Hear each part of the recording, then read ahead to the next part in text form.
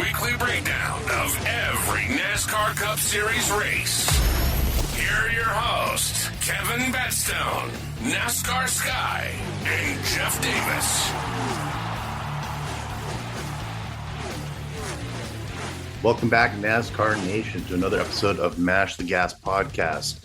I'm Jeff Davis. Joining me shortly is Miss NASCAR Sky and Kevin Batstone. We're here to cover the Martinsville Cookout 400. And Sky, hey, who mashed the gas this weekend? Well, I got to give it to Denny Hamlin because it had been 10 years since he's won at Martinsville, which is such a shocking stat to me. So I'm really glad he got back to victory lane. It was an interesting stat as well that was the most laps that he's led in a race in this new car. So got to give it to Denny this weekend. Absolutely crushed it. I mean, we knew he was going to perform well. This was a good opportunity for Denny to kind of steer the ship right. Fastest lap, Xfinity fast lap, led 274 on the race. I mean, Christopher Bell said it. Bubba Wallace said it. They're like, he's just the champ around here. He really is. I mean, he hasn't won here since 2015, but always yields some good results. And how about, the old villain of Hamlin hanging that flag up 11 against the world? He got a little bit of shit for that, but he made a comment, if I can't say what I want to, then I feel like, it's not me. And he has to have that vocal. He loves to do it. He loves to intimidate people and kind of get under their skin. But yeah, you have to give it up to him. I mean, 6 grandfather clocks for Denny Hamlin. I mean, that's the most on the active driver list. I mean, next to him, we've got guys with 1, 2 wins. And I think everyone I had in fantasy had at least 1 clock in their pocket. But Denny Hamlin, like you said, 10 years in the making to get his 6th clock. I thought it was amazing. But I think he led 63% of the laps of that race. So yeah, got to give it up to Denny. Yeah, definitely impressive and big for him, after losing FedEx, bringing on, some new sponsorship, getting them into victory lane early. That's going to look good, and that's going to give him some early momentum, sitting pretty good in point standing. So just all in all, really a good weekend for those guys. And, Christopher Bell, I was kind of banking on him. I had a bet on him in DraftKings, but my Denny Hamlin bet did hit. But C-Bell, I really think just the consistency we've seen out of him, obviously, the wins that we've seen out of him. I mean, this kid can race pretty much at any style racetrack, anywhere, run consistently. Only led 25 laps here at Martinsville, but I think C-Bell is still the most consistent guy out there. Yeah, he's up there, definitely. I mean, he's been amazing this season. I really think I've said it before on the podcast, but I feel like he took it really personal at the end of last year. And he's been going on such a bender, and he's really giving Denny a run for the money for being the top driver over at JGR. Yep, he's definitely kicking ass. And Sky, you called it out last week. Chase Elliott too. I mean, he did lead 42 laps, but I think you're right. Christopher Bell, he's on a run. He's on the heater, and you got to take him while he's hot. But it's interesting that there were only 6 leaders in this entire race, but that's hard to do when Denny Hamlin led 274 of them. So the other thing I thought was interesting, as far as we all 3 thought Ryan Blaney was going to really do it up this weekend. Started P32, but he still got a decent finish out of it. So I got to give it up to him a little bit. Finishing P11, so almost in the top 10. But to start back from that far back in the field on a half a mile track with that much traffic and all the trade and paint that we saw this weekend, it was a pretty good run for Blaney. Yeah, Chase had a pretty decent weekend. I was a little nervous picking him again. I didn't realize I picked him the week before too. So I was like, if he does really bad, I won't pick him again. I don't want to be a bad luck charm for him. So it was good to see him. And it was interesting with Blaney, but the Penske cars this weekend, they had the whole battery issue thing going with them. I really wish it wouldn't have happened. Not to switch gears, but the 21 was fast. I mean, he got a really good jump on that one restart, and I was excited to see what he could do for the rest of the race. And it was very unfortunate that, him and the 2 had those battery issues.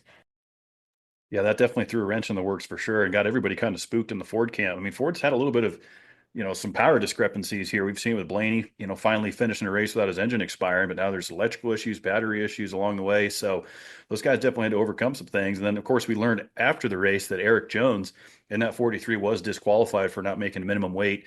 I think he only finished P23, but they moved him back to 38th. So immediate disqualification there, and a lot of beating and banging. We saw some tempers flaring. You mentioned the Penske guys. Joey Logano was not happy with Ross Chastain after that race, and he definitely let a rip. Ty Gibbs was not happy. Look, and that's just short track racing, right? We always talk about how tempers flare on the short tracks. beating and banging. Jeff, you mentioned only 6 leaders. That just goes to show you again how difficult it is to pass here. How difficult it is to work your way up through the field. But I think the product's getting better. Like we talked about with this new softer compound. I mean, we saw in practice, it looked like the tire was completely flat. So all in all, I think the racing was better. The track took a little bit more rubber than it has in years past. So I think we're headed in the right direction with the short track package, but I don't know if we're all the way there yet. Well, this is definitely a fun weekend and a lot of action going on. Like I said, Joey was definitely not happy with old Ross Chastain. He said, he runs him like a jackass every single week, and we've seen it happen. But Joey likes to voice his opinion on that, and I don't blame him. Stuff like that happens, and it's really frustrating when you get that throughout the day. And like you were mentioning with Ty Gibbs and Tyler Reddick getting into it a little bit, they didn't really get into it, but I know they were both pissed off at each other pretty good. And Ty Gibbs, this is one of the best runs he's had all year. So to even get a P13 out of it, even after the incident, was pretty cool for Ty Gibbs. But, he was having issues with his cool suit. He started having hot water running through there. They were trying to talk about how to unplug that and get it drained. He just had a really rough day. And I think if it wouldn't have been for that incident and the cool suit and how uncomfortable and hot he was, he might have gotten in the top 10. But the guy I thought that was really stoked out was Josh Berry. I mean, he led the most or third of the most laps. He led 40 laps, pretty close to Chase Elliott's 42 laps. Josh Berry's been really showing up this last few races. So we're going to have to see what he can do for the rest of the year. Absolutely. We've been talking about his, dominating performances here all season long. I mean, what does that say about Harrison Burton and what does that look like? Is it just, that their equipment is better now, that their alliance is stronger? We'll have to see. But, you mentioned a good finish for Ty Gibbs. Obviously, Joey Logano can finally say he got a top 10. And the 22 looked like he had some strength at times. I mean, he got spun in that mess. He had to deal with Ross Chastain, to bring it home P8 and finally, get himself a decent top 10 there, I think is what those guys wanted. And, all in all, you got to give it up to the Toyotas. I mean, it was a 1-2-3 sweep by Toyota. Bubba Wallace, I think, is getting better and better every racetrack we go to. I remember, years ago, he hated coming to Martinsville, hated the road courses. I've really seen a lot of improvement out of that 23 car, and I think we're going to see him win pretty soon. Yeah, the 23 has been doing so well this year. It really kind of brings up the fact that the 45 is not anywhere near where they were or where you would expect them to be, seeing as the 23 is doing just so much better than them. It's usually the other way around. So it's very interesting to see the lack of Tyler Reddick. I know he's not, Martinsville isn't always a track that he's going to win at every single time, but it was just interesting to see lack of him. And another team that I think is doing just amazing this year is the 99. I mean, it's almost every race this year they've been in contention up front, somewhere in the top 10, in the top 5. I mean, for the last few years, it hasn't been that way. It's only been select few tracks. So I think there's a lot of drivers this year that have just really improved, and I think we're headed in such a good direction. Yeah, and the 99, he has had some bad luck though this year. I feel kind of bad for him because he is kicking ass. I really do like Daniel Suarez. He's got a great attitude. And like you're mentioning with Bubba, I mean, he's getting better and better and better. To see him and getting a P3 this weekend was pretty cool. I mean, he was pretty stoked about it. He's matured a lot, I think, since he's been in the sport, and it's showing. It really is starting to come out. So good for Bubba Wallace and the McDonald's sponsorship, and like you said a minute ago, Kevin, Progressive just coming on with Denny Hamlin. I mean, Progressive's got to be pretty damn stoked because they were basically on 3 hours of commercial with Denny just running those laps, and he brought it in, and it was really cool. And what a burnout! I mean, all the way around the track. That was one of the coolest burnouts. I think Kyle Larson did it last year, but it was pretty cool to see him just ripping it through the whole time. Yeah, it was. He definitely burned it down after. And then we saw the left front was pretty much on fire while he was sitting there giving his post-race interview. They had to come out and extinguish it. That's how hot that damn thing got from him ripping around the track. But, good for Denny. Obviously he's kind of the villain now, as we know. You either love him or hate him. Obviously Chase Elliott Nation wasn't too thrilled with him. But, with Chesterfield, Virginia being just up the road from there, I thought it was about a 50-50 crowd reaction. I mean, I didn't hear as many boos as we've heard before. But, you go to a different part of the country like Atlanta or Talladega, you're going to get some boos for Denny Hamlin. But, I mean, we've talked about JGR and their strengths. We touched on Trackhouse a little bit. I really thought Shane Van Gisbergen was going to have a better weekend than he did. Watching him in practice, we've, kind of heard that these road course guys, really do well at Martinsville because it's a rhythm racetrack, the braking, the tight cornering, and that just wasn't the case once we got to the race. Qualified poorly, was fast in practice, came home P34. So, I think SVG still has a long way to go with his oval program. We know what he's capable of on those road courses, Jeff, but man, his oval stuff is just lacking a bit. Yeah, one thing I wanted to bring up about that during the race is we saw him lose his wheel. I mean, the tire came all the way off, it's rolling down the track. And I think since we've seen the single lug nut come into play over the last, 3 years, we have seen more tires come off of cars than I've ever seen before. And I know NASCAR probably won't ever rethink this and go back to the 5 lugs like we have in the Xfinity series. But we didn't see as many tires coming off when you had five lug nuts. I mean, yeah, you might have a loose one, you might get fined, but is it better to have one loose than the tire coming off? I mean, it's almost like every other race we're seeing someone's tire come all the way off. I think we've seen it like 3-4 times already this year. And I just don't know if I like that single lug. And so, I think the 88 unfortunately had some bad luck. I think he might have done a little bit better if it wasn't for that. But yeah, he's definitely got some room for improvement for this year. For sure. I'm excited to see his growth though. It was a tough weekend. I wonder almost if he had been more well versed, if he could have babied that around so the tire didn't pop off all the way when they re-showed it. I mean, he was whipping it around kind of like he didn't even know it was loose at all. So I thought that was interesting. I didn't know if maybe that was kind of the lack of NASCAR experience there. And I'm sure his crew chief was cringing, hoping that he would slow down so that, he didn't have a vacation. But that looks like it's probably going to be what happens anyway. But yeah, I mean, it was a really good race overall. I mean, I liked it. Again, I'm a diehard Martinsville fan. I noticed on Twitter, on Jeff Gluck's poll, it was pretty 50-50 split on whether people thought it was a good race or not. Yeah, I thoroughly enjoyed it as well. I mean, it's a fun track, like I said, a lot of treading paint, good racing, and like we were talking about, the short track package is getting a little bit better. Ryan Blaney, I still want to go back to him because if you look at the average finish at Martinsville, Ryan Blaney, as far as active drivers, has got the best average finish. He's just slightly above, finishing in P8, between 7 and P8. And so to see him, like I said, come back up from where he started, I thought was really good. So Penske had some good stuff going on. They had some bad stuff going on. I mean, who runs out of batteries? I think it was even Clint Boyer even mentioned it. Who doesn't bring extra batteries to a race? So we almost, for one of the first times ever, finished that race without a single car having to go to the garage. So to see the 2 car of Austin Cindric have to go to the garage for a battery, I felt kind of bad for the guy, man. I mean, it's just, shit luck.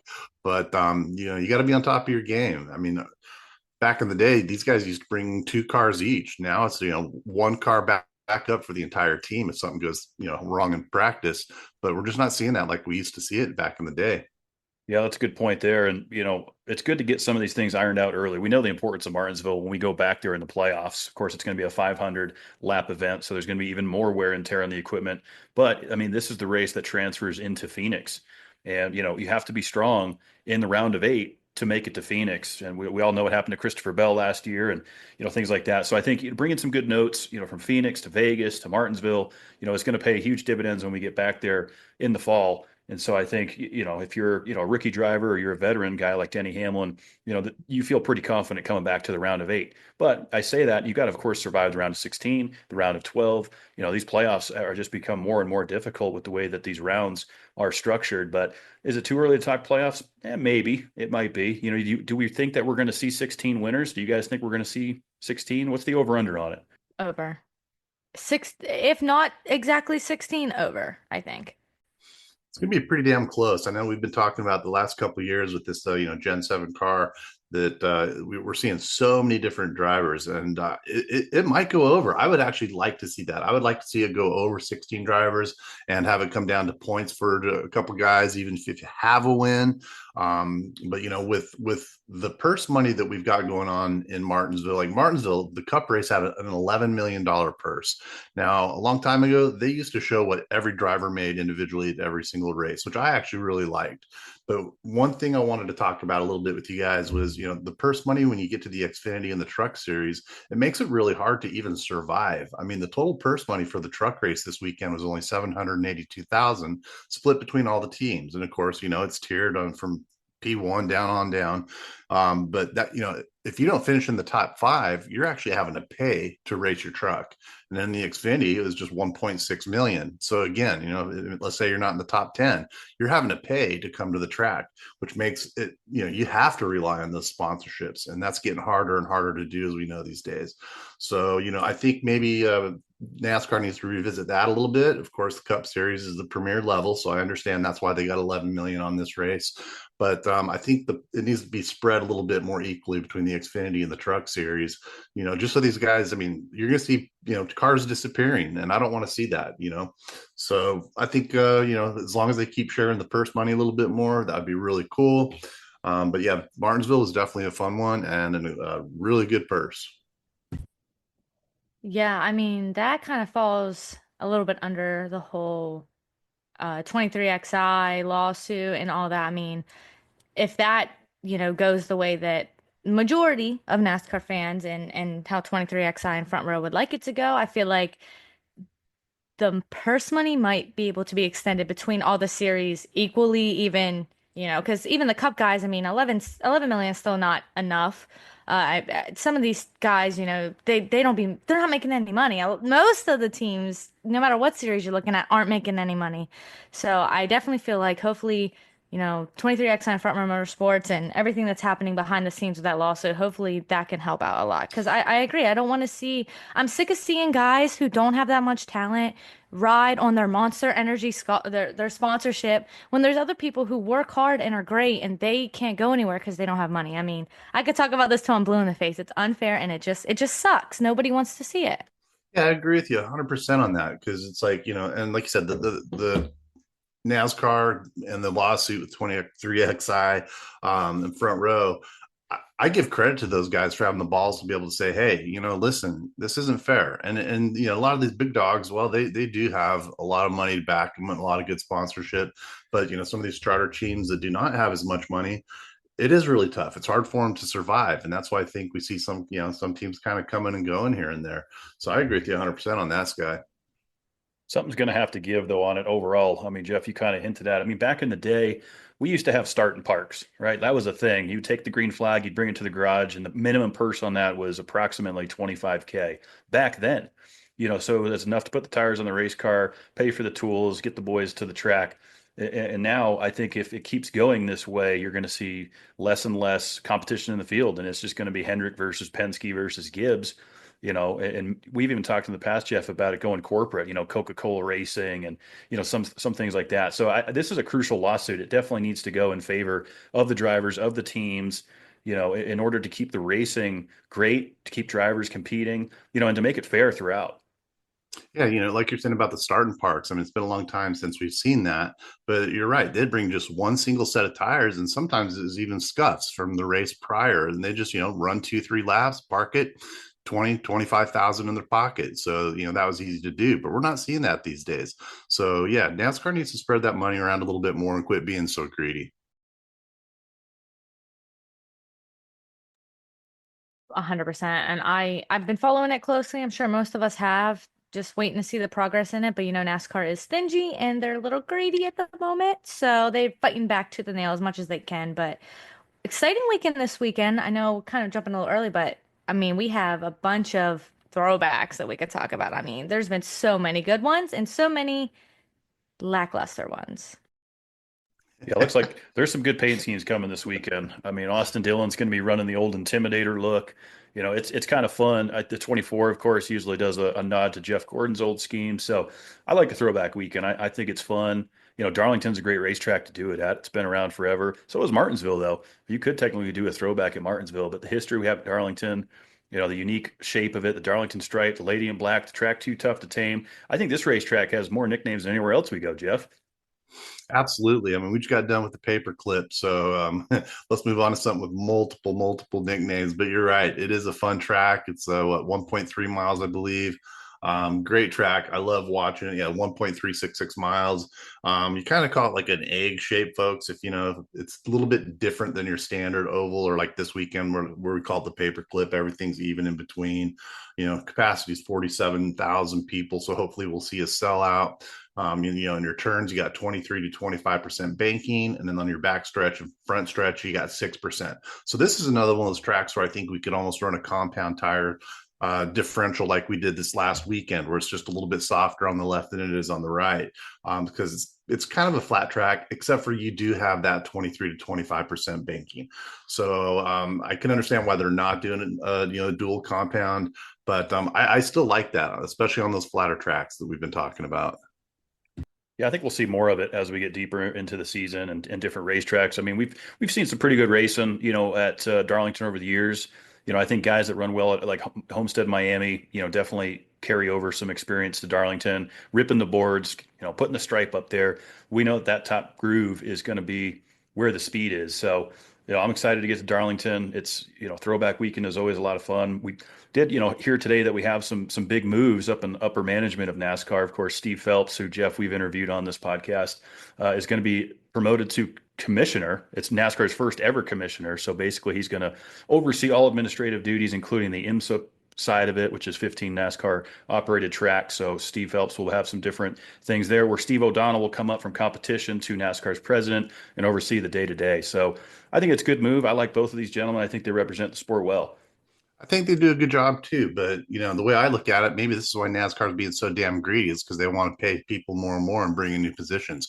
I love Steve Phelps. He's a nice guy. Like I said, we met him a few times, talked to him. He's really, really cool. But congratulations to him, because him and Steve O'Donnell both, they deserve it. But if you've got enough money to create positions of that caliber and that high up in the organization, they should be spreading the wealth with the teams a little bit more. Yeah, they definitely could. It's an interesting change. I mean, I don't want to shoot it down too early. I guess I'll have to see how it plays out. But to me, it is just like, I feel like he's kind of in the same spot, but maybe with a different title. Maybe there's a legal reason for the shuffling around, with the lawsuit and everything. I mean, who knows? But either way, I mean, I just got to see it out. We'll see how it goes. And hopefully, there's a lot of changes that need to be made. I mean, the biggest thing I think of is fans are very unhappy with the playoffs and how all that goes right now. So I hopefully they just take initiative and still focus on what we want to see changed in our sport. Yeah, I think that's pretty well said. And I didn't even take into consideration the fact that some of these moves could help strengthen NASCAR's position in this lawsuit. There is a possibility behind that. But, I think Phelps has done a good job listening to the fans and trying to give the fans the best product of racing that we can, within reason. We don't want it to go too far the other way, taking it away from the drivers. We've advocated for more horsepower, downforce, all of these things. We need to see it. We need to keep heading in that direction and not just keep settling for products. So I'm hoping that this is, I'm optimistic that this is going to be great for the sport, this leadership change. Time will tell. We'll kind of see who does what in the day-to-day operations and how much, this is going to change. I mean, is it, do the penalties now be decided a little bit differently? As the boardroom get a little bit bigger? There's still a lot of unanswered questions there, but, you hit the nail on the head there, Jeff. I mean, these guys have the money to create positions, but are trying not to pay the teams and the drivers. Yeah, I kind of think you hit it on the head there too, man. As far as penalties, we were all kind of talking about this a little bit off air. Let's talk about penalties for a little bit, because Sky brought it up pretty cool, talking about, last year and this year, the differences between what we're seeing. I mean, the Xfinity race this weekend was a shit show. It was a wreck. I mean, it was a wreck fest. They had 102 caution laps. How many times in a race like that do you see 102 caution laps? So we're going to see what happens to old Sammy Smith. What do you guys think? I could definitely see some sort of penalty or fine. It isn't the type of racing I want to see.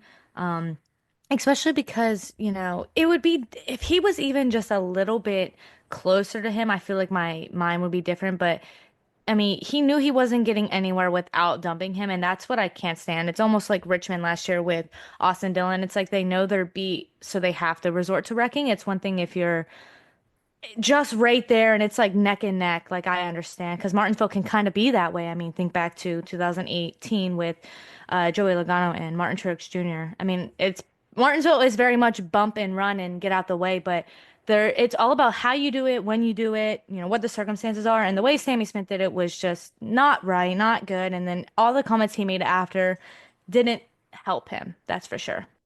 Yeah, I would agree with that. I think the difference there is, when Austin Dillon was interviewed in Richmond, he said, look, this was our only shot to get into the playoffs.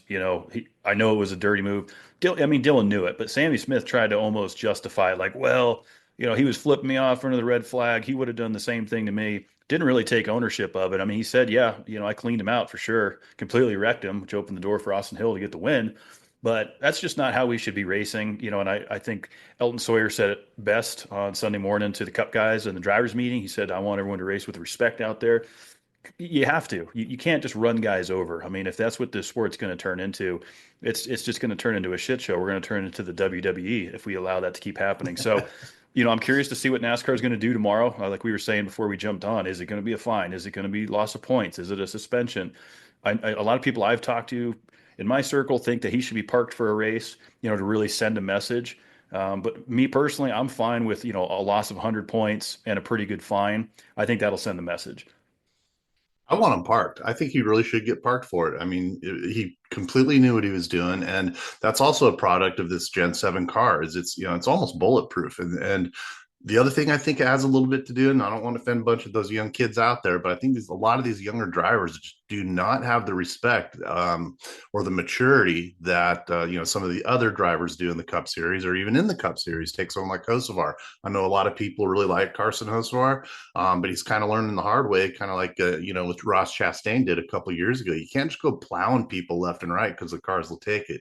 Now, with the Sammy Smith incident, yeah, the cars got pretty jacked up, but for the most part, when the car wasn't as durable, these guys weren't running through each other as hard as they could and just, derbying it. And so I think he should be parked. I think we should have maybe a 50,000 point suspension or a 50-point fine, 50 points docked, and parked for one race. Yeah, I definitely 100% get where you're coming from. And honestly, not to make a joke out of all of this, but the worst thing about that whole situation for me was that Austin Hill was the winner. Like, it couldn't have been anybody else. It had to be Austin Hill. I was like, how does he keep ending up in these situations where he's coming out on top? I'll never understand. I need whatever luck he has, but I definitely agree. In my personal opinion, I think they need to just let them start punching each other, and eventually the message will get across. Yeah, I'm good with that. The boys have at it rule came into play a couple years ago. It's, kind of hockey rules, if you will. I'd like to see them let them go at it till someone hits the ground. Austin Hill, he did make me some money. I put some money on him in DraftKings, so that was the only way I was going to come out of that thing with money because I didn't have bets on the 54 or the 8. So that's about the only good thing I'll say about it. But yeah, you're right. I mean, Austin Hill, right place, right time. It took Sammy Smith completely wiping out Gray for him to sneak in there and get the win. But something's going to have to be done. And Jeff, you think he should be parked? I think a significant point reduction would be helpful. But what is it, NASCAR? We talked about this with Cindric back at Coda. Didn't get anything for the right rear hook that we talked about in the preseason as being no right rear hooks. He does it. NASCAR goes, well, it wasn't retaliation. It depends on what week it is and what NASCAR is feeling. We got to call this thing a ball or strike. There is no gray area. Let's get to it. And that's the problem we're having right now. And Sky called it before we got on air. Flip a damn coin. We're going to see if it's heads. Well, we'll park them. If it's tails, we'll just dock them a little bit. There's not any consistency with this, and so if you're not going to have that consistency, what's to stop them from doing it? I mean, if you see retaliation, is it really retaliation, or are you just being an asshole? And that's what Sammy Smith did, in my opinion, this weekend. So NASCAR needs to get that figured out, because otherwise I think we should go back to the boys have at it and see some, a little bit of blood here and there, when Joey Logano got old Kyle Busch right there on the eyebrow number of years ago. I can't remember what race that was, but it was pretty damn funny. That look that Kyle had with the blood trickling down his eye. But, let these guys get in a little bit of fisticuffs, instead of just sitting there and talking it out. If you're just going to be able to wreck people like that, you might as well let them, get at least a few blows in before you break them up. Yeah, I agree. And the way they'd be going at it on Twitter, I'm like, guys, like, just hash it out at the track. I don't need my entire Twitter feed filled up with you guys just arguing back and forth. I'm like, get it together. Not to totally switch gears, but back to Darlington. Something that has really bothered me. Why all these teams that don't do throwbacks, like Keselowski, come on. How many more years does he even have left in the sport? And he didn't do a throwback this week? Yeah, that's interesting. I mean, you would think it'd be really easy for the six to do a throwback to I mean, so many different paint schemes. I think of Mark Martin in the 90s. I think about some of the schemes that, BK could run from years ago, but I'm not really sure how that's decided. I've never looked into, the creativity and, the vinyl wraps that go into this throwback weekend. I mean, I'm sure it's all, designed in the off season well before we get to the racetrack, but yeah, take advantage of it, have fun. That's the whole point of it. They've done some fun things in the past with the suits and the way they dress and the music and the throwback logos and all that. So it should be interesting, Jeff. I love the throwbacks. I mean, the six car should put Mark Martin, one of his old one of his old paint schemes on there. Like I said, how much longer has Kozlowski got in the sport? Another 5 years maybe. But it's like this is one of those weekends. It's kind of like let's compare it to like Halloween. Even though it's a race, this is the Halloween for all the tracks. These guys get to throw it back, put on cool paint schemes from back in the day. We love seeing it. The track even feels when you go to that race. It feels like you're back in the day. It feels like you're in the 50s and the 60s when NASCAR was just there grinding, and it's fun. It's a fun race to go to. I love seeing the throwback schemes, and if you don't want to dress up for Halloween, well, I hope you start in the back of the pack. Well, and it's funny we mentioned Keselowski because when we go back a year ago to this race, Brad Keselowski won it. So, he's got to have some confidence coming in, looking for a good run, good finish. We go back last year, he did lead 37 laps a year ago. Of course, then we come back for the Southern 500 later last year, and Chase Briscoe took that one. Kyle Busch coming runner-up. Ty Gibbs coming runner-up last spring. So, early look, Denny Hamlin, Ty Gibbs, see some Gibbs guys up there. Josh Berry had a good run there last year. Chase Briscoe had a great run. Of course, that was with Stuart Haas. He's now over at Gibbs, so that could translate to good results. I mean, those are just a couple drivers I'm seeing on my early radar here, guys. Yeah, last year's race I thought was pretty cool, and if Ty Gibbs has got a chance to get up there and actually get a top 10, I think this is one of the ones you got to look at him for. And again, Josh Berry, getting a P3 out of it last year, I thought that was really cool, and he's been running really, really well this year. So I think a lot of people kind of have him as a dark horse, so to speak. But he's been consistent and he's doing really, really good. So I think Josh Berry could get in the top 10 for sure. Ultimately, it's probably going to be a Hendrick show. That's my opinion. One of the drivers, it'll probably be Larson or William Byron going back to victory lane. I definitely could see the 48 doing it, the 9. I have a good feeling about Hendrick this weekend. I feel like they're probably the ones to beat. And I think Kendrick kind of beat themselves in this last race. I mean, William Byron, yeah, he did pretty well, but he had some slow pit stops. Bowman had to do that extra pit stop, put him in the rear, put him a lap down. But yeah, they could do it very well coming up. I think Chase Elliott's kind of on my radar for Darlington, and I hate to say it, but Ross Chastain's kind of up there on my list too. I'm going to go ahead and take Bubba Wallace as well. I've just the consistency I've seen out of this 23. I think he's got another good shot at it. I'm definitely going to take him for a top 5. I got the 24 winning the race. I think Sky nailed it. It's probably going to be a Hendrick show. We know Kyle Larson's great at ripping the boards. We know he's going to be in the mix. You flash back a couple years ago, Sky, I'm sure you remember when the 24 ran right into the back of the 22 moved him out of the way, took the win, and Joey wasn't happy about it. So, we'll see. Maybe the 22 can get up there and get a little redemption. Well, and unfortunately, Ryan Blaney had a DNF last year, if you remember. So he finished dead last in Darlington. I definitely remember that. And, I was going back and forth. The 24 was originally who I was going to pick, but, since you took it from me, I think I'm going to give my guy a shot. I'm going to go with Joey this weekend. I'm ready to get rid of this orange hair, and I'm going to place all of my energy onto him. And hopefully, I was so sad when I seen him get turned. I was like, maybe he could win Martinsville this weekend, or last weekend. As soon as he got turned, I was like, nope, stuck in another week with this orange hair. But hopefully, Darlington, he's got a throwback. It looks good. Hopefully he can get into victory lane. He did get the top 10, first one of the year, and actually it's been the longest streak for a current champion to not have a top 10 within 6 races. So it was cool to see him get in there, and I do think he'll do well. He's a damn good driver. Hopefully Penske will bring some extra batteries just in case, maybe hit up Kyle's old sponsor and go get some interstates and have him in the truck.